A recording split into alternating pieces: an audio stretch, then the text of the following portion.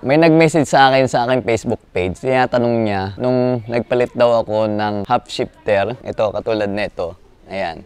Ang tinatanong niya ay kung nagagamit ko pa yung Kickstarter. Hindi ko na siya nabalikan kaya ginawa na lang natin ng video para aware sa lahat. So napansin ko nga, ito, nandito tayo ngayon sa ating Raider at ang ating accessories naman dito ay alam nyo na TRC all the way. Kaya ito ay TRC shifter, madami pang iba, caliper, ito, T-post, itong assembly na shock sa harapan, mags, naka-Ryzen mags tayo na TRC. So, swing arm, ayan.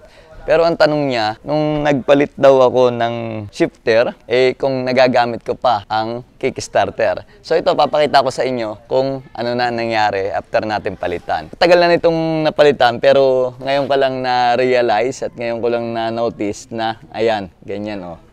So, sa nagtatanong is, hindi na siya nagagamit. Yan.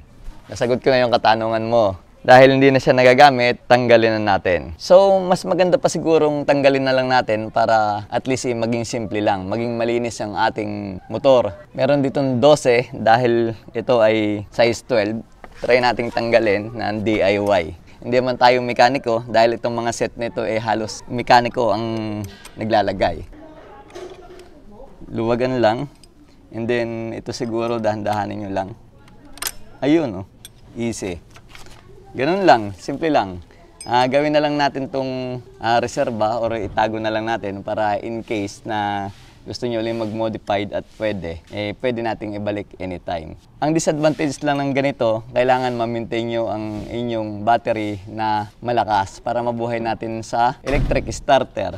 So kung hindi naman, may mga option naman tayo na may mga vlog ako niyan kung paano buhayin ang ating motor kapag walang battery.